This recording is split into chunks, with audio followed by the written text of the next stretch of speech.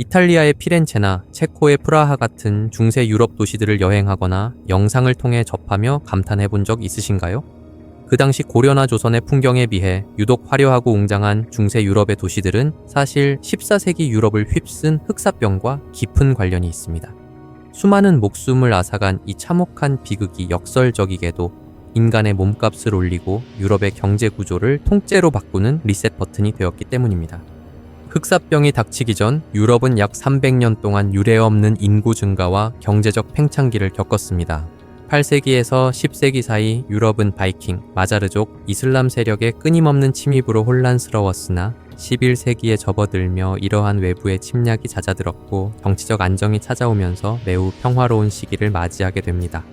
또한 이 시기 유럽은 중세 온난기라고 불리는 따뜻한 기후 덕분에 농업 생산량이 늘어났고 이는 폭발적인 인구 증가로 이어졌습니다. 서기 천년경 약 3,800만 명이었던 유럽 인구는 흑사병 직전인 1340년경 약 8천만 명까지 2배 이상 증가했습니다. 그러나 이러한 성장은 기술의 혁신 없이 단순히 경작지를 넓혀서 얻은 결과였기에 곧 한계에 부딪히게 됩니다. 14세기 초 유럽은 늘어난 인구를 감당할 수 없는 수준에 도달했습니다. 일할 수 있는 농민은 넘쳐나는데 농사지을 수 있는 땅은 한정되어 있었습니다.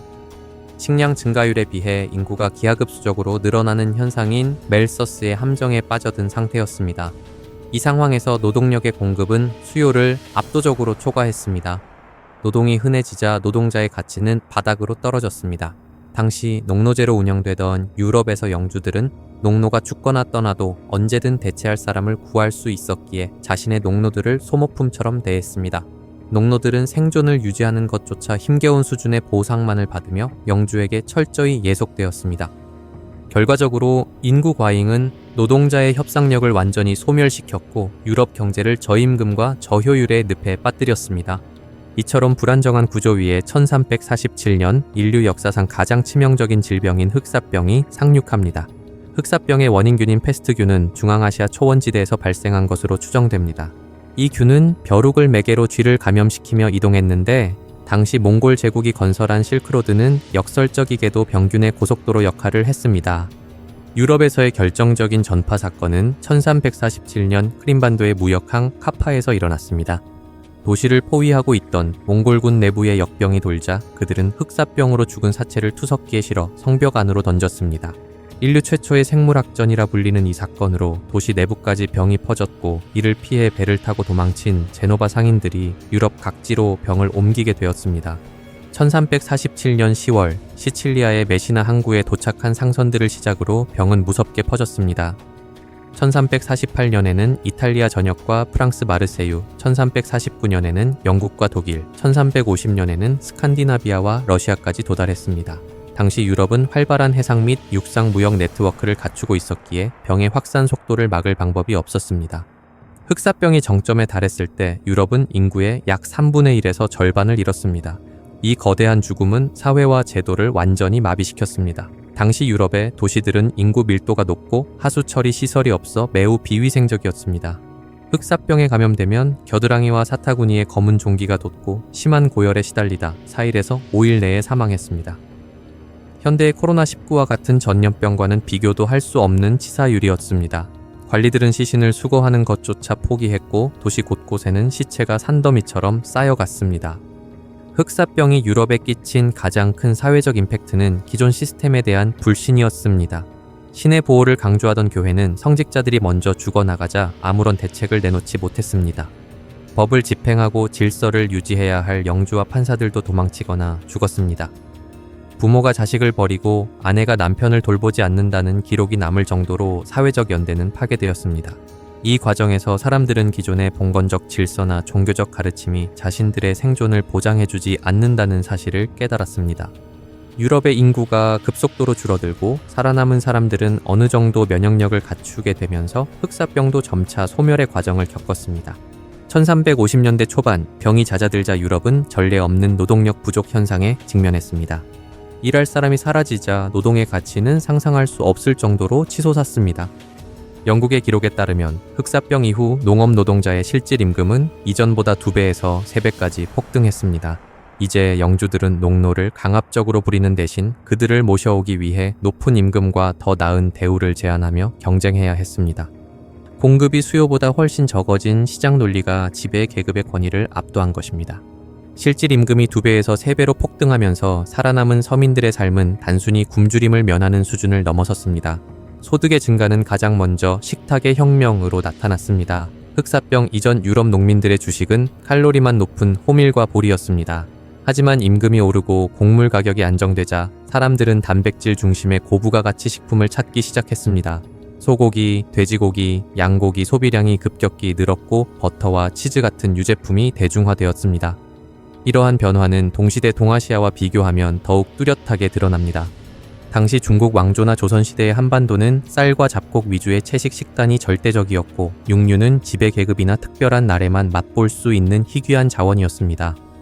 반면 흑사병 이후의 유럽은 노동력 부족으로 농경지가 목초지로 바뀌면서 고기 공급이 늘어났고 서민들이 매일 고기를 먹는 육식의 대중화가 세계에서 가장 먼저 시작되었습니다.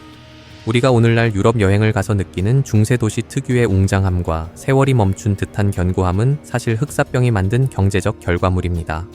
흑사병 이전의 유럽 민가들은 대부분 나무와 진흙, 짚으로 지어졌습니다. 이는 화재에 취약할 뿐만 아니라 전염병을 옮기는 쥐와 해충이 서식하기에 최적의 환경이었습니다.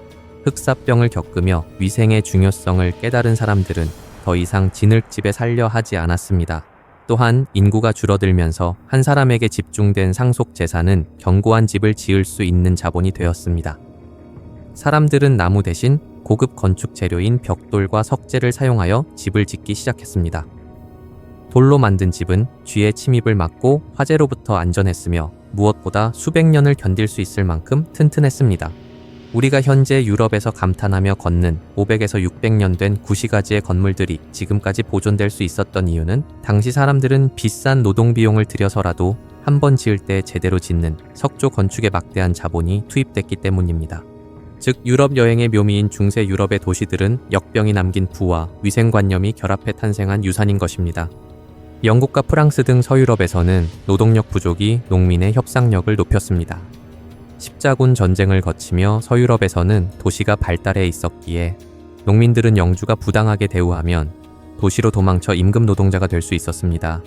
십자군 전쟁이 어떻게 서유럽에서 도시를 발전시켰는지는 제가 전에 십자군 전쟁이 뒤바꾼 유럽과 동방의 경제 패권지도라는 영상에서 자세히 다루어 놓았으니 댓글의 링크를 통해 확인하실 수 있습니다. 영주들은 노동력을 붙잡기 위해 농노제를 포기하고 자유로운 계약 관계로 전환할 수밖에 없었습니다. 이로 인해 서유럽은 자유로운 시장 경제와 산업화로 나아가는 발판을 마련했습니다. 노동자가 귀해지자 사람들은 사람을 대신할 도구를 찾기 시작했습니다. 과거에는 노동력이 워낙 저렴했기에 굳이 비싼 기계를 발명할 이유가 없었습니다.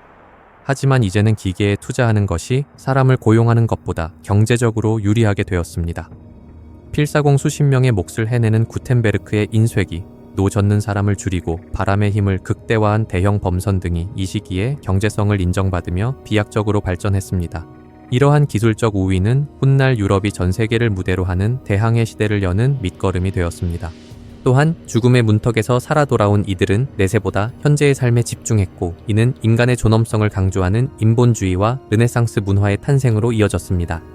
흑사병은 인류에게 말할 수 없는 비극이었지만 중세 유럽의 낡은 체제를 무너뜨리고 근대 사회로 나아가는 결정적인 토대를 마련했습니다. 노동력의 희소성이 불러온 실질 임금의 폭등은 강제 노동에 기반한 봉건제를 해체하고 개인의 경제적 자유를 확대했습니다. 이는 고단백 식단과 석조 주거 중심의 새로운 생활 양식을 정착시켜 오늘날 우리가 감탄하는 유럽 도시의 미학적 원형을 만들었습니다.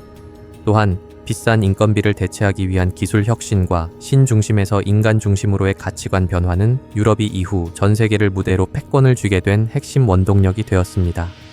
오늘날 유럽이 가진 번영과 화려한 도심 풍경은 역설적이게도 흑사병이라는 거대한 경제적 리셋 과정이 남긴 가장 강력한 유산인 셈입니다.